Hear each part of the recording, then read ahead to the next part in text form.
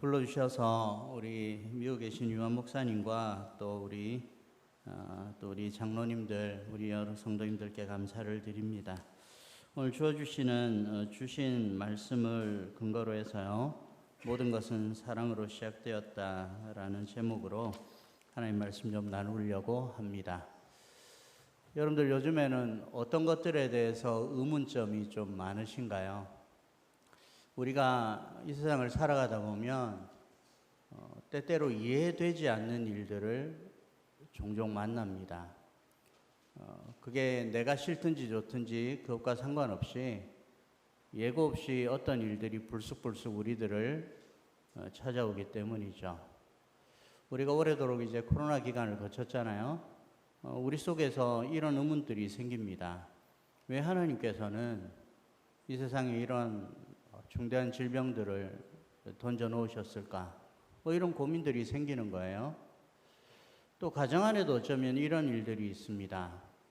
이런 일들은 일어나면 안 되지만 결혼하기로 한 신부가 갑자기 결혼식 전날에 세상을 떠났다. 이런 일들은 일어나면 안 되잖아요. 그런데 어떨 때 보면 정말로 이렇게 예상치 못한 일들이 일어납니다. 그러면 우리뿐만 아니라 서양 사람들 역시도 도대체 왜 이 일이 일어났을까 고민들을 하게 되는 거예요. 우리에게 갑자기 교통사고가 났을 때, 갑자기 우리 가운데 어려운 일들이 일어났을 때, 우리는 과연 이 속에서 과연 어떻게 행동하고 어떻게 생각하고 어떻게 말하는 게 그리스도인의 자세일까를 한번 생각해 보는 것이 중요할 것 같습니다. 사랑하는 성도 여러분, 데살로니가 교회의 이야기를 좀 먼저 드리려고 하는데요. 데살로니가 교인들에게 있어서 지금 가장 중요하고도 그 교회 안에서 이슈가 되었던 의문점은 오늘 본문 13절에 나와 있는 이 한 단어입니다. 13절에 보면 이렇게 되어 있잖아요. 형제들아, 자는 자들에 관하여는 그렇게 시작을 했잖아요. 지금 데살로니가 교회에 있어서 가장 중요한 질문 중에 하나는 자는 자들은 어떻게 되는 걸까에 대한 이야기입니다. 물론 이 자는 자들은 같이 신앙생활을 하다가 세상을 먼저 떠난 성도들이에요. 우리가 지금 살아있고 교회를 다니고 신앙생활을 하고 있는데 나보다 먼저 세상을 떠난 우리 형제 자매들은 어떻게 되는 걸까? 이게 이제 데살로니가 교회의 가장 큰 의문점이었다라는 거예요. 왜냐하면 예수님이 이렇게 말씀하셨잖아요. 너희들은 내가 올 때까지 주님의 약속하신 것을 기다리고 그래 성령 충만하게 살다가 주님이 다시 오실 날을 기다려라 이렇게 말씀하셨잖아요. 그런데 데살로니가 성도들은 사실 교회를 다닌 지 오래된 사람들이 아닙니다. 사도 바울이 데살로니가 전서, 데살로니가 후서를 주고받을 때만 하더라도 그야말로 어떻게 보면 데살로니가 성도들은 초신자에 가까운 성도들이었다라고 할 수가 있어요. 여러분들 이걸 잘 아시죠? 사도 바울이 3번의 전도여행을 다니잖아요. 그래서 우리가 잘 알다시피 1차 전도여행, 2차 전도여행, 3차 전도여행 이렇게 다니고 그 다음에 이제 로마로 끌려가서 그곳에서 이제 삶을 마쳤다라는 걸 아마 알고 계실 겁니다. 근데 수많은 전도여행들 속에 하나도 중요하지 않은 건 없겠지만 그럼에도 불구하고 가장 중요하다라고 여겨지는 전도여행이 2차 전도여행이었습니다. 이 2차 전도여행 때 우리가 알고 있는 많은 교회들이 세워졌기 때문이에요. 사도 바울이 빌립보라는 곳에 가서 처음에 유럽 전도를 시작한 게 2차 전도 여행입니다. 그런데 빌립보에서 여러 가지 어려움을 겪다가 쫓겨나죠. 그리고는 그 다음에 도착한 곳이 데살로니가였어요. 이 데살로니가에서도 역시 고난과 핍박을 받았는데 이 데살로니가 교회에서 사도 바울이 사역한 기간이 불과 3주 정도 되었다라고 성경은 기록하고 있습니다. 그래서 사도 바울은 이렇게 이야기했어요. 내가 거기서 세안식일, 그러니까 3번의 주일 동안 설교를 한 거죠. 그리고는 또 쫓겨나 가지고는 사도 바울은 또 남쪽으로 계속 내려갔어야만 했던 거예요. 그러니까 이 데살로니가 성도들은 하나님의 말씀을 많이 들을 기회가 없었습니다. 사도 바울을 통해서 한 3주 정도 하나님의 말씀을 들었는데 정말로 다행스러운 건 그 짧은 기간 동안에 하나님께서 그 교회 속에 역사하셨다라는 거예요. 이 데살로니가 성도들이 사도 바울의 말을 들을 때 사람의 말로 받지 않고 하나님의 말씀으로 받았다라고 성경은 기록하고 있습니다. 그러니까 하나님의 말씀을 받을 때 우리가 어떻게 받느냐, 기간보다 더 중요한 건 얼마나 오랫동안 말씀을 배우고 들었느냐보다 더 중요한 건 그 성도들이 짧은 시간이지만 어떤 마음가짐으로 하나님의 말씀을 듣는가가 훨씬 중요하다라는 걸 이 데살로니가 성도들이 우리에게 알려줍니다. 데살로니가 성도들이 그 3주 동안의 짧은 기간 동안에 하나님의 말씀을 그야말로 하나님의 말씀처럼 받아들였어요. 근데 아마도 그 3주 동안에는 사도 바울이 제일 중요한 말씀들을 전했을 겁니다. 그게 뭐겠어요? 예수님의 죽으심과 예수님의 부활에 대해서 강론하지 않았겠어요? 예수님께서 어떻게 십자가에서 죽으셨는지, 그리고 예수님께서 어떻게 부활하셨는지, 그리고 예수님께서 다시 우리들을 데리러 이 땅에 오실 거다, 이런 메시지들을 그 짧은 기간 동안 전했을 겁니다. 그런데 그 초신자들이, 그 개척교회가도 다름없는 데살로니가 성도들이 하나님의 말씀을 그야말로 하나님의 말씀답게 받아들인 겁니다. 이건 사람의 말이 아니고 하나님의 말씀이다, 그렇게 받아들였어요. 그러니까 그 데살로니가 성도들이 믿음이 자랄 수밖에 없죠. 근데 믿음이 자라면서 날마다 예수님을 기다려야 된다라고 생각하고 있는 그 성도들의 마음속에서 갑자기 고민들이 생겨난 겁니다. 그 고민들이 바로 오늘 13절 말씀에 나와 있는 자는 자들에 대한 거예요. 이 자는 자들은 같이 신앙생활을 했던 형제 자매들입니다. 예수님께서 십자가를 지시고 죽으셨다가 사흘 만에 부활하셔가지고 승천하시고 그리고는 다시 이 땅에 오실 날을 기다리는 게 성도들의 의무다. 주님이 오실 날을 기다려야 된다 이랬는데 신앙생활하고 있는 옆에 형제 자매들이 하나둘씩 세상을 떠나는 겁니다.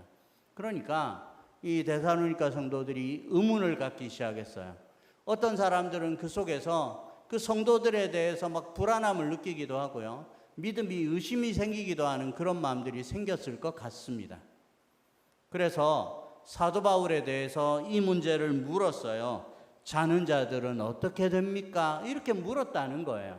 그래서 그것에 대해서 사도 바울이 이 데살로니가 성도들에게 이 편지를 써서 보낸 겁니다. 이런 위기에 처해 있는 데살로니가 성도들에게 사도 바울이 메시지를 보내면서 13절 말씀에서 이렇게 이야기했습니다. 어떤 걸 이야기했습니까? 우리 다 같이 한번 읽어볼까요? 4장 13절입니다. 시작. 형제들아, 자는 자들에 관하여는 너희가 알지 못함을 우리가 원하지 아니하노니 이는 소망 없는 다른 이와 같이 슬퍼하지 않게 하려 함이라. 사도 바울이 이런 편지를 보냈습니다. 너희들이 자는 자들이 나중에 어떻게 되는지를 아는 게 정말로 중요하다. 왜냐하면 너희들이 소망 없는 다른 사람들, 그러니까 교회 밖에 있는 불신자들하고 똑같이 이런 죽음에 대해서 생각해서는 안 된다라고 이야기를 한 겁니다. 분명히 이 같이 신앙생활을 하고 있던 형제 자매들이 세상을 떠난 건 슬픈 일이지만 그냥 거기에만 매여가지고 그냥 울고만 있어서는 안 된다라는 거죠. 그러면서 4가지 이유를 이야기했어요. 그걸 이제 한 절 한 절 여러분들에게 말씀을 드릴 겁니다. 첫 번째 이유는요, 사도 바울이 이렇게 말씀하는 이유, 첫 번째 이유는 14절입니다. 자, 14절 말씀 다 같이 한번 읽어보죠. 시작. 우리가 예수께서 죽으셨다가 다시 살아나심을 믿을진대 이와 같이 예수 안에서 자는 자들도 하나님이 그와 함께 데리고 오시리라. 아멘. 슬퍼하지 않을 이유, 첫 번째 이유는 뭘까요? 예수님께서 그 자는 자들, 예수님 안에서 어떻게 보면 세상을 먼저 떠난 사람들이죠. 그 믿음의 형제 자매들도 나중에 예수님이 오실 때 다시 데리고 올 거다 염려하지 마라. 데살로니가 성도들 마음속에는 이런 마음들이 있었어요. 데살로니가 성도들은 서로 너무너무 사랑하는 사람들이었거든요. 이게 참 놀라운 일이죠. 교회에서 처음 만나서 신앙생활을 한 지 얼마 되지도 않았는데 그 옆에 있는 형제 자매들을 그야말로 친형제 자매들보다 더 많이 사랑하고 섬기던 사람들이 데살로니가 성도들이었어요. 그 사랑하는 사람들이 세상을 먼저 떠나니까 이 사람들 마음속에 이런 불안함이 든 겁니다. 예수님께서 기다리라고 했는데, 주님 다시 오실 날을 기다리면서 믿음 생활 잘하라고 했는데 먼저 세상을 떠나면 혹시라도 이 사람들에게 뭔가 불이익이 있지 않을까? 혹시라도 이 사람들이 우리가 겪는 것보다 훨씬 적은 천국을 누리는 건 아닐까? 뭐 이런 생각들을 하기 시작했기 때문에 이 질문을 던지는 거거든요. 근데 사도 바울이 하고 있는 첫 번째 대답은 이렇습니다. 걱정하지 마라. 나중에 예수님께서 오실 때 그 예수님 안에 자고 있는 사람들, 서양 사람들이 보았을 때는 죽은 것처럼 보이지만 그 사람들은 자고 있는 사람들이라서 나중에 예수님께서 다시 데리고 오실 거다, 염려하지 마라, 이렇게 이야기를 한 겁니다. 두 번째가 있습니다.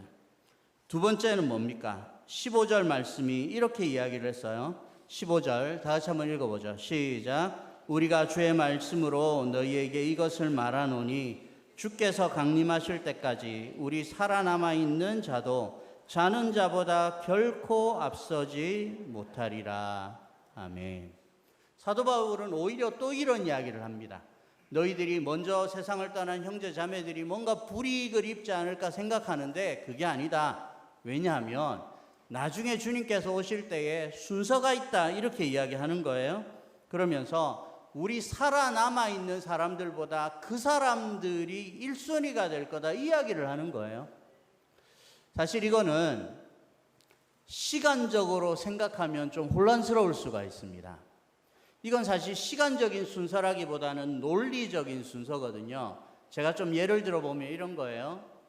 우리가 예수님을 믿으면 구원을 받잖아요. 믿으십니까?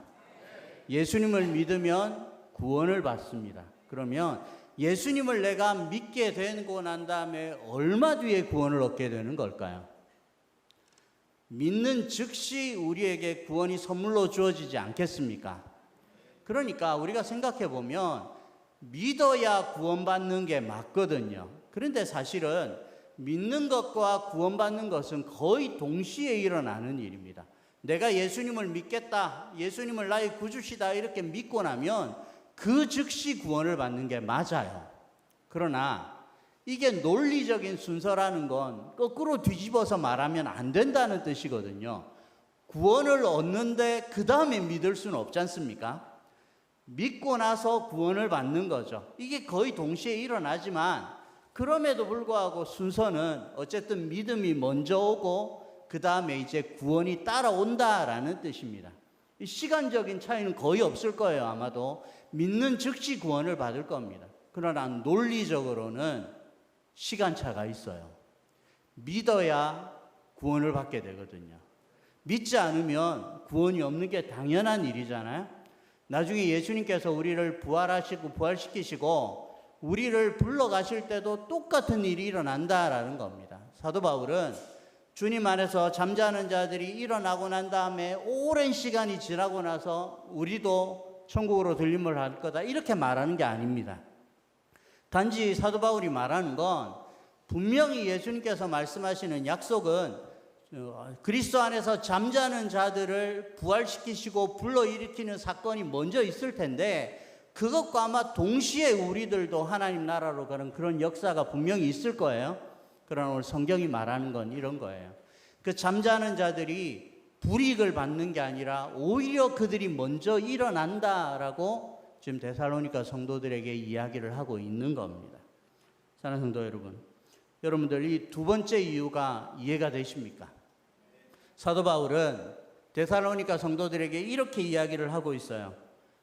주님 안에서 잠자는 자들이 주님을 못 기다렸다, 이런 것 때문에 불이익을 받는 게 아니라 오히려 하나님께서 그들을 먼저 부활시키시고 일으켜 세우실 것이다, 이렇게 이야기를 하고 있는 겁니다.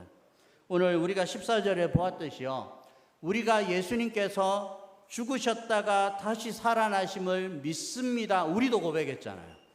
우리가 사도신경에서 예수님께서 십자가를 지시고 죽으셨다, 내가 믿습니다. 그 예수님께서 부활하신 것도 내가 믿습니다. 나중에 우리를 일으켜 세우시고 우리에게 영생을 주실 것을 우리가 믿습니다. 이렇게 고백했잖아요. 그러니까 저와 여러분들에게 이 고백과 이 믿음이 있는 겁니다. 그런데 오늘 사도 바울이 이렇게 이야기한 겁니다. 데살로니가 성도들을 바라보면서 그리스도 안에서 예수님을 믿고 나서 먼저 잠자는 자들도 우리 하나님께서 일으켜 세우실 것이다. 왜냐? 예수님께서 우리를 위해서 죽으셨기 때문에 우리는 죽지 않고 잠을 잔다라고 표현을 한 거예요.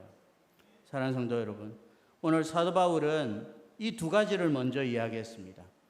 그리스도 안에서 잠자는 자들이 불이익을 받는 게 아니고 먼저 그리스도 안에서 그 사람들은 잠자는 자들이기 때문에 나중에 하나님께서 데리고 오실 것이고, 그리고 나서 그 잠자는 자들이 우리보다 먼저 일어나게 될 거다, 이렇게 이야기를 한 겁니다. 시간이 흘러서 저와 여러분들이 지금 이 말씀을 읽고 있습니다. 이 편지를 받았던 데살로니가 성도들은 아마도 지금 잠자는 자들로 있을 거예요. 그 잠자는 자들에게 우리도 할 이야기가 있죠. 아마도 우리가 이 데살로니가 전서를 읽으면서 그 데살로니가 성도들에게 이렇게 위로를 할 수 있을 것 같아요. 당신들이 그리스도 안에서 먼저 주님 오실 날에 먼저 일어나고 그 다음에 우리들도 하나님 나라에 함께 동참하게 될 것이다. 이런 말씀으로 데살로니가 사람들에게 전해줄 수 있을 것 같아요. 사랑하는 성도 여러분, 여러분들 가운데 혹시라도 가정에 어려운 일들이 있고 또 특별히 이제 사랑하는 사람들을 사랑하는 사람들이 하나님 나라로 가고 이랬을 때 우리는 이 말씀으로 결국 위로를 받는 겁니다. 하나님께서 우리에게 주신 은혜가 이런 것이죠. 예수님께서 죽으셨기 때문에 우리는 영원히 죽지 않을 수 있고, 예수님께서 부활하셨기 때문에 우리 역시 부활하실 수 있고, 예수님께서 다시 오시는 날 우리는 그분의 이제 정결한 신부로 하나님 앞에 설 수 있다라는 이 믿음을 가지고 신앙생활을 하는 겁니다. 사랑하는 우리 순천 영광교회 성도 여러분, 여러분들 속에 이 믿음이 있기를 주님의 이름으로 축복합니다. 하나님께서 여러분들을 사랑하셔서 여러분들에게 믿음을 주셨잖아요. 여러분들에게 믿음을 주시고 그 믿음 가지고 구원받게 하시잖아요. 하나님께서 우리를 위해서 낮아지신 그 은혜 덕분이고요. 제가 최근에 읽었던 이제 팀 켈러 목사님이라는 그분의 책에 보면 이런 이야기가 있었어요. 결국은 우리의 죄가 뭐냐면 우리는 하나님처럼 자꾸 되려고 해가지고 죄를 지었는데 그 예수님은 우리처럼 되려고 해서 우리의 모든 죄를 용서하셨다라는 겁니다. 이 은혜를 세상 사람들이 모르거든요. 저와 여러분들이 이 은혜에 동참하게 되었다라는 것 자체가 정말로 놀라운 일입니다. 그 은혜를 붙잡고 오늘도 하나님을 더 사랑하고 우리 성도들을 더 사랑하면서 살아가는 여러분들이 되시기를 주님의 이름으로 축복합니다. 세 번째 이유가 있습니다. 사도 바울이 너희들이 슬퍼하지 말아라. 세상 사람들처럼 그렇게 울고 있지 않아야 될 이유 두 가지를 말씀드렸잖아요. 첫 번째는 예수님께서 나중에 그 자는 자들을 데리고 오실 거다. 두 번째는 그 자는 자들이 우리보다 먼저 일어날 거다 이야기했습니다. 세 번째로 이야기하는 건 이거예요. 자, 16절 말씀 다 같이 한번 읽어봅시다. 시작. 주께서 호령과 천사장의 소리와 하나님의 나팔 소리로 신이 하늘로부터 강림하시리니 그리스도 안에서 죽은 자들이 먼저 일어나고, 여기도 보면 그리스도 안에서 죽은 자들이 먼저 일어나고 그랬거든요. 그런데 그 죽은 자들, 앞에서는 자는 자들이라고 이야기했던 그 사람들을 향해서 오늘 16절 말씀에서 사도 바울은 세 번째로 이렇게 이야기했습니다. 자는 자들이 일어나게 되는 이유가 있다라는 거예요. 오늘 아침에 제가 이제 오늘 새벽 기도도 제가 설교도 없고 이래가지고 가능하면 좀 깊은 잠을 오래도록 자려고 애를 썼거든요. 애를 썼는데 또 그 시간에 딱 깬 겁니다. 그리고 나서 좀 있다가 이제 또 제 핸드폰 알람이 막 울렸어요. 아, 내가 안 일어났어도 얘가 날 깨웠겠구나. 이런 생각이 딱 들었어요. 여러분들도 어쩌면 오늘 아침에 새벽 기도를 오시기 위해서, 어쩌면 주일날 좀 빨리 교회로 오기 위해서 뭐 이렇게 알람들을 맞춰놓고 또 내일 그렇게 출근하시고 뭐 이럴 수도 있습니다. 근데 그 자명종 소리를, 그 알람 소리를 들을 수 있다라는 건 내가 살아있다라는 뜻이죠. 내가 죽어 있으면 어떤 소리가 들려도 누가 흔들어도 일어날 수가 없잖아요. 우리 예수님께서 그 일들을 하실 겁니다. 그리스도 안에서 잠자는 자들을 깨우실 거예요. 오늘 16절 말씀해 보면 세 가지의 소리가 있잖아요. 주께서 호령하실 때, 천사장이 소리를 지를 때, 하나님의 나팔 소리가 들릴 때, 어떤 살아있는 사람이 이 소리를 듣고 깨어나지 않을 수가 있겠습니까?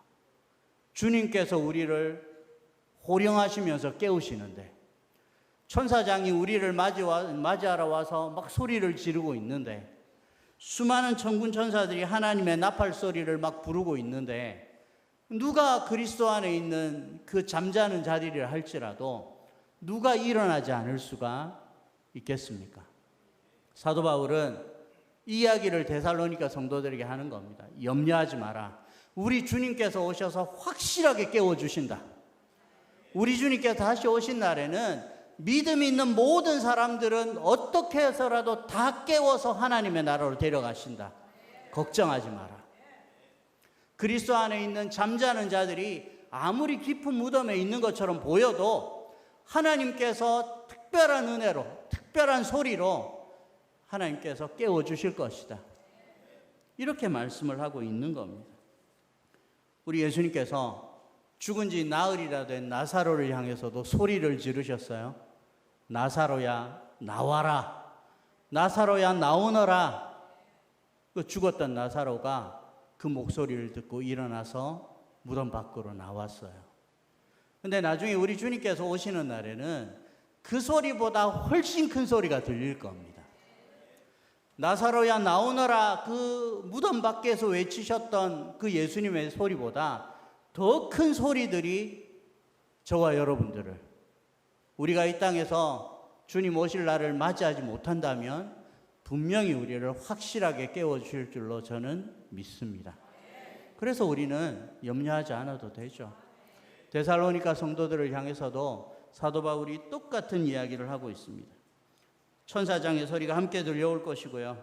하나님의 나팔 소리가 들려오는 그 완전한 자유와 해방의 날, 하나님께서 말씀하신 그 희년의 날이 그날에 확실하게 이루어지고, 그리고는 한 사람도 빠짐없이 믿음이 있는 사람들을 다 깨워서 하나님 나라로 데려가시는 그 은혜가 분명히 있다. 염려하지 말아라. 이렇게 말씀을 하신 겁니다. 네 번째는 17절 말씀입니다. 자, 17절 이것도 다 같이 한번 읽어보죠. 시작. 그 후에 우리 살아남은 자들도 그들과 함께 구름 속으로 끌어올려 공중에서 주를 영접하게 하시리니 그리하여 우리가 항상 주와 함께 있으리라. 아멘. 17절 상반절에는 또 이렇게 이야기를 했죠. 우리 살아남은 자들도 그랬어요. 중요한 건 믿음이 있느냐라는 겁니다. 예수님을 믿고 세상을 떠났든지 아니면 지금 살아있는 동안에도 예수님을 잘 믿고 있다라면 그 모든 사람들에게는 차별 없는 천국이 주어질 겁니다. 이게 우리에게 있는 은혜예요. 그 우리에게 중요한 건 이겁니다. 내가 예수님을 잘 믿느냐, 믿지 않고 있느냐, 이게 우리에게 있어서 가장 중요하고 해결해야 될 문제죠. 다른 문제는 사실 아무것도 아닌 거예요. 오늘 사도 바울은 그리스도 안에서 잠자는 자들에 대해서 길게 설명을 했습니다.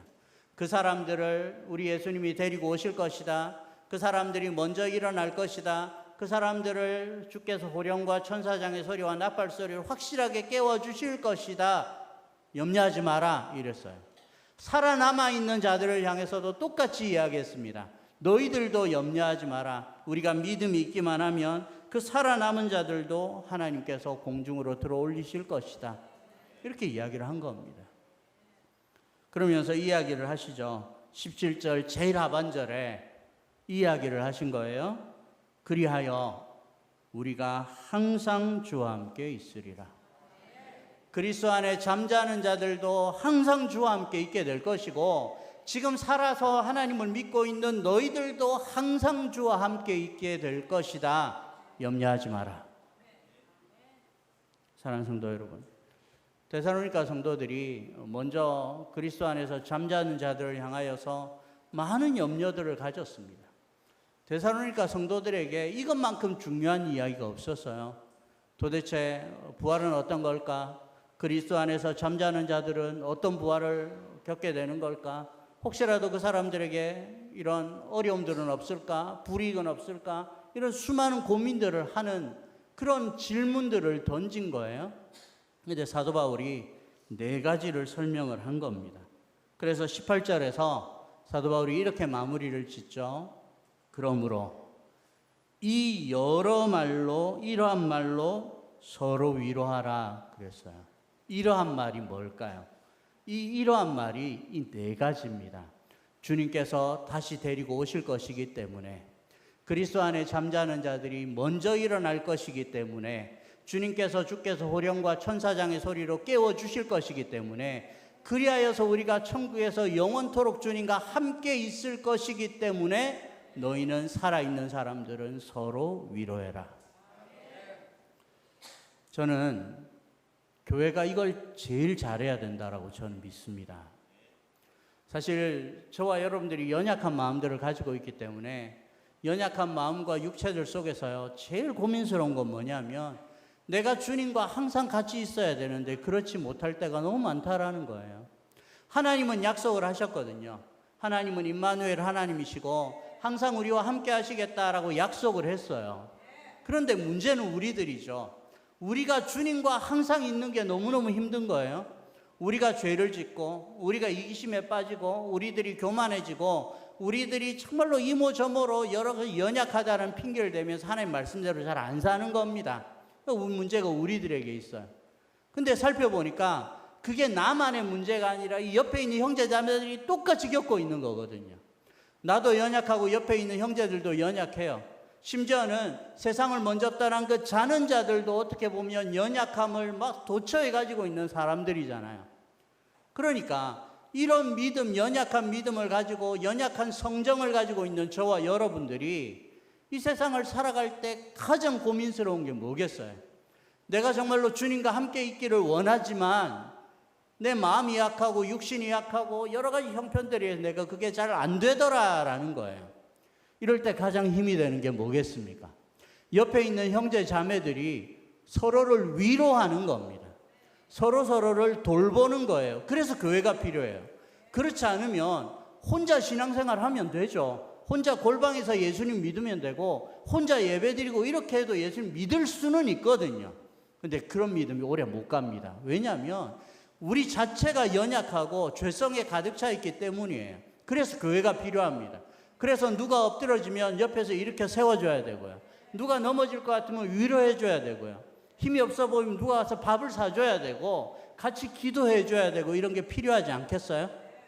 근데 데살로니가 성도들은 이걸 너무너무 잘했거든요. 이 초신자들이 사도 바울로부터 겨우 3주 동안 하나님의 말씀을 받은 이 성도들이 제일 잘하는 게 뭐였냐면 형제를 사랑하는 것이었어요.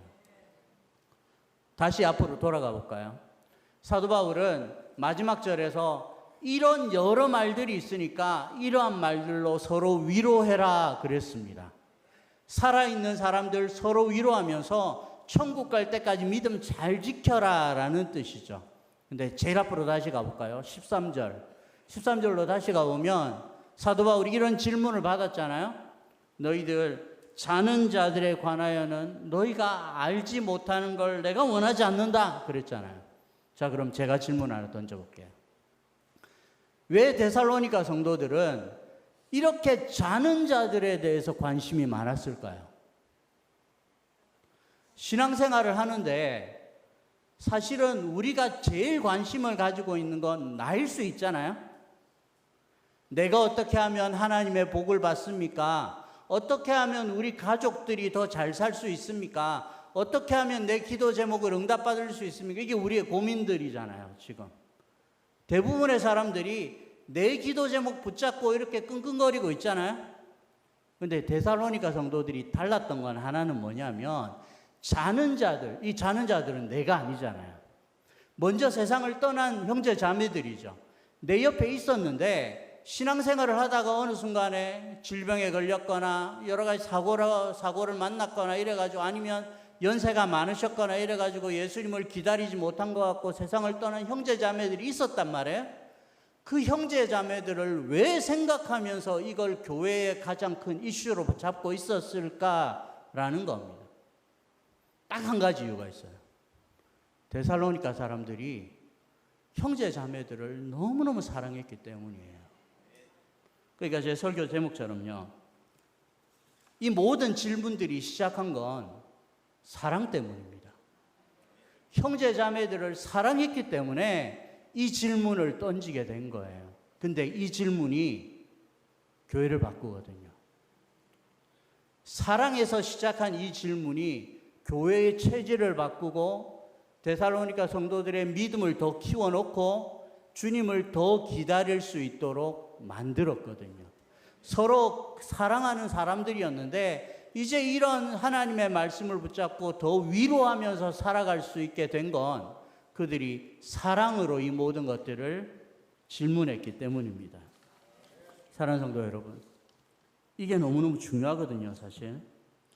진심으로 자는 자들에 대해서 염려하고 그 성도들에 대해서 막 안타까운 마음을 품고 이래가지고는 질문을 던졌는데, 그 질문에서 사도 바울이 염려하지 마라, 나중에 예수님이 같이 데리고 오실 거다, 예수님께서 그 사람들을 먼저 일으켜 세울 거다, 그 사람들을 확실하게 깨워주실 거다, 나중에 그래서 주님과 영원토록 함께 있을 거다, 그 사람들뿐만 아니다 너희들도 그럴 거다, 이런 믿음으로 하나님의 말씀을 다시 받게 했거든요. 제가 말씀드렸죠. 데살로니가 성도들의 가장 강점 뭐냐면 하나님의 말씀을 받을 때 사람의 말로 안 받았잖아요. 이 편지도 하나님의 말씀이라고 생각하고 여러분들처럼 아멘 했을 겁니다. 데살로니가 성도들이 그랬어요. 근데 이 믿음이 자랐단 말이죠. 이 믿음이 자라게 된 시작은 뭐냐면 사랑이었어요. 형제를 너무너무 사랑했기 때문에 이 질문을 던졌고, 결국은 그 질문이 돌고 돌아와서 데살로니가 성도들을 더 키웠다라는 거예요. 이게 얼마나 중요하냐면 제가 몇 가지 예를 들어볼게요. 똑같은 예배를 드려도 하나님을 사랑해서 예배 드리는 거하고 그렇지 않은 거는 결과가 달라요. 동의하시죠? 우리가 잘 아는 창세기 제일 앞에 나오는 가인이 예배 드리고 아벨이 예배 드리잖아요. 똑같이 예배를 드려요. 아벨의 예배는 받고 가인의 예배는 안 받으시죠. 한 사람은 하나님을 사랑하고요, 한 사람은 그렇지 않거든요. 똑같은 예배를 드려도 하나님을 사랑해서 그리고 이웃들을 사랑해서 예배하면 그 예배 자체가 완전히 달라집니다. 어떤 예배는 하나님이 받으시고 기뻐하시는 예배가 되기도 하고요, 어떤 사람은 예배를 왔기는 왔지만 하나님이 난 모르겠다 이런 예배가 되기도 한다라는 거예요. 여러분들 오늘 어떤 마음을 가지고 교회 예배드리러 오셨나요? 여러분들의 대답은 내가 하나님을 사랑해서요, 그 대답이 되기를 정말로 바랍니다. 내가 하나님을 사랑하니까 오늘 예배드리고 싶고, 내가 하나님을 사랑하니까 헌금도 드리고 봉사도 하고 싶습니다, 이래야 된다라는 거예요.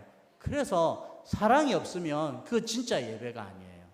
하나님을 얼마나 사랑하느냐, 이것은 우리의 예배를 바꾸는 거거든요. 또 하나 예를 들어볼까요? 기도에 대해서도 그래요. 두 사람이 있었는데 똑같은 장소에서 기도했어요. 여러분들 잘 아는 거예요. 한 사람은 바리새인이고 한 사람은 세리예요. 바리새인은 이렇게 기도하죠. 하나님, 제가 감사한 게 많은데 이 옆에 있는 세리와도 같지 않고 하루에 11조도 꼬박꼬박 드리고 일주일에 두 번씩 금식하고 이렇게 해주셔서 감사합니다. 이러면 기도한단 말이에요. 근데 사실 이 기도는 하나님을 사랑해서 한 기도가 아니었고 자기를 높이고 싶어서 하는 기도였다는 걸 여러분들 아시잖아요. 근데 옆에 있는 세리가 똑같은 장소에서 기도하거든요. 이 같은 예배당 공간 안에서 어쩌면 바리새인은 이런 자리에서 사람들 잘 보이는 자리에서 이렇게 기도했습니다. 하나님, 제가 일주일에 2번씩 금식하는데 감사합니다. 제가 소득의 11조를 드리고 있는데 이것도 감사합니다. 결정적으로 저 세리와도 같지 않은 걸 제가 감사합니다. 이렇게 기도했단 말이에요. 사람들이 보면서 와 했겠죠. 저 사람 진짜 대단하다 이랬겠죠. 근데 한 구석에 보니까 세리가 하나님한테 기도한단 말이에요. 하늘을 우러도 보지도 못하고 막 고개를 푹 숙이고요. 가슴을 막 치면서 기도하고 있거든요. 하나님, 저를 좀 불쌍히 여겨주십시오. 저는 죄인입니다. 하나님 앞에 자기를 회개하고 자기를 불쌍히 여겨달라고 하는 사람은 하나님을 사랑하는 사람이거든요. 그래서 그 성경은 이렇게 이야기합니다. 한 사람은 의롭다 하심을 받고 집에 내려갔다라고. 그게 누구겠어요? 그게 세리거든요. 사랑이 없이 기도하면 기도가 아닌 겁니다. 하나님을 사랑하면서 기도하고 이웃들을 사랑하면서 기도하면 그 기도 자체가 완전히 다른 기도가 됨을 여러분들 믿으시기 바랍니다. 하나님께서 우리가 기도할 때도 그렇게 하라라고 말씀하시는 거예요. 한 가지만 저 들어보죠. 이건 질문이에요. 질문. 오늘 데살로니가 성도들이 사도 바울에게 질문했죠. 자는 자들은 어떻게 됩니까? 그러니까 사도 바울이 이렇게 이야기한 거예요. 자는 자들에 관하여는 너희가 꼭 알아야 되겠다. 이걸 모르는 건 내가 원하는 게 아니다. 이러면서 천천히 설명을 해주죠. 그런데 어떤 일들이 일어나나요? 사도 바울, 데살로니가 성도들이 부활할 때에는 어떻게 되는지를 확실하게 알게 됐죠. 저와 여러분들이 아는 것처럼 주님께서 데려오시는 날이 그날이구나. 주님께서 그 사람들을 먼저 이렇게 세우시는구나. 주님께서 나중에 우리를 확실하게 깨워주시는 거구나. 그리고는 주와 함께 영원히 있는 날이 그날이구나. 알게 됐잖아요. 올바른 질문을 던졌잖아요. 사랑하니까요. 성도들을 너무너무 사랑하니까 이 데살로니가 성도들이 자는 자들은 어떻게 됩니까? 좀 우리에게 가르쳐 주세요. 이러면서 사도 바울에게 질문을 한 거잖아요. 그러니까 이 사도 바울을 통해서 하나님의 말씀을 더 많이 알게 됐고 하나님의 말씀을 그야말로 하나님의 말씀처럼 받았던 그 데살로니가 성도들이 믿음이 자랐잖아요. 더 본이 되는 교회로 세워지거든요. 근데 우리가 복음서에 보면 예수님을 향해 질문 던진 사람들이 진짜 많았죠. 예수님 앞에 와서 수많은 질문들을 던진 사람들이 있었어요. 사두개인들이 와가지고 7 형제가 있었는데 첫째가 어떤 여자하고 결혼을 했는데 이 첫째가 후석 없이 죽었습니다. 둘째도 그랬습니다. 7째까지 다 그랬습니다. 부활할 때 이 여자는 누구 아내가 되겠습니까? 이런 질문들을 던지죠. 이 질문에 빠진 게 뭐죠? 이 질문에 사랑이 없는 거죠. 예수님을 향해서 사랑하는 마음 가지고 이 질문을 던진 게 아니거든요. 어떻게 하면 예수님을 잡아 죽일까? 이런 생각 가지고 이런 질문을 만들어가 던졌잖아요. 그 결과가 뭘까요?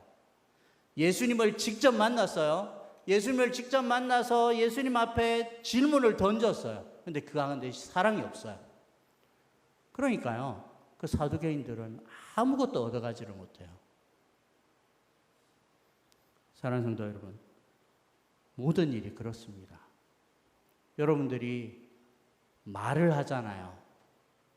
여러분들이 말을 하고 옆에 있는 분들과 대화를 하고 특별히 우리 순천 영광교회 성도들이 서로 교제하고 말씀을 나누고 하잖아요.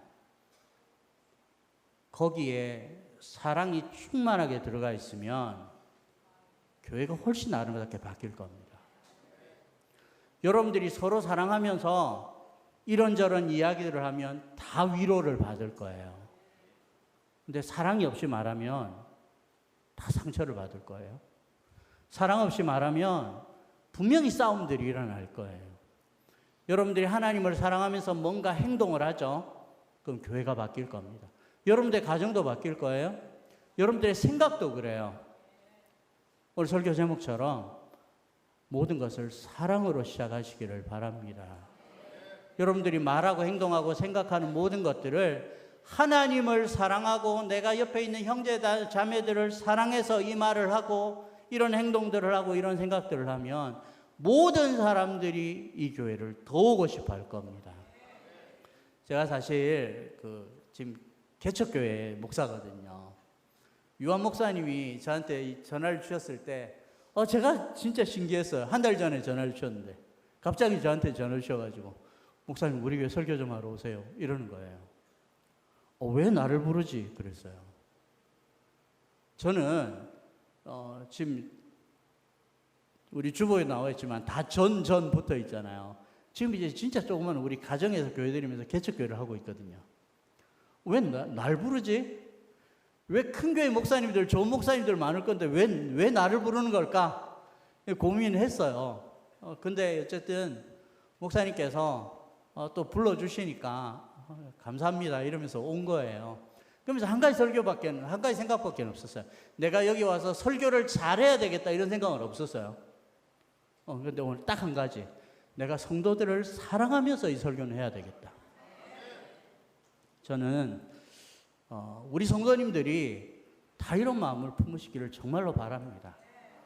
옆에 있는 형제 자매들을 향해서요, 오늘 정말로 사랑의 말씀을 좀 많이 해주세요. 교사들을 향해서 정말로 수고했다라고 사랑을 담아서, 우리 여름 행사 다 끝났는데 우리 선생님들 수고했다라고 수박 한 통이라도 좀 사주시면서 이렇게 말씀해 주시면 교회가 더 아름답게 변하지 않을까요? 목사님 지금 미국에 계시는데 그 목사님을 위해서 이곳에 사랑으로 기도해 주시면 그 사랑의 기도가 더 닿지 않을까요? 우리 장로님들, 시무장로님들 4분 계시다고 제가 말씀드렸는데 그 장로님들을 위해 사랑으로 기도해 주시면 그 장로님들이 더 열심히 사역하시지 않을까요? 권사님들, 집사님들 다 그렇죠. 말씀을 좀 정리해 보겠습니다. 오늘 데살로니가 성도들이요, 질문을 던졌어요. 자는 자들 어떻게 됩니까? 우리 먼저 세상을 떠난 형제자매들이 혹시 어려움을 겪지 않겠습니까? 그 형제자매들이 혹시 불이익은 없습니까? 질문을 던진 거예요. 뭐 때문이죠? 그 먼저 세상을 떠난 형제자매들을 너무너무 사랑했기 때문이에요. 그러니까 사도 바울이 하나님의 말씀을 가르치면서 그 성도들의 믿음을 더 키우게 되는 결과를 가져왔죠. 우리 사랑하는 성도님들도 그렇습니다. 나중에 부활 때가 되면 데살로니가 교회에 약속하신 것들이 여러분들에게 이루어질 줄로 저는 믿습니다. 그렇게 하려면 지금 여러분들이 더 좋은 믿음을 가져야 되고요. 더 좋은 믿음을 가지게 되는 건 서로 사랑할 때입니다. 서로 사랑하며 섬기면 그 속에 더 놀라운 역사가 분명히 일어나요. 우리 순천 영광교회 모든 성도님들이 그런 마음 가지고 하나님을 사랑하고 이웃들을 사랑하고 특별히 우리 옆에 있는 형제자매들, 성도들을 더 사랑하고 신앙생활을 해서 데살로니가 성도들처럼 본이 되는 교회로 자라가는 여러분들이 되시기를 주님의 이름으로 축복합니다. 자, 마지막으로 우리 옆에 있는 분들과 한번 마주 보시고 사랑합니다. 축복합니다.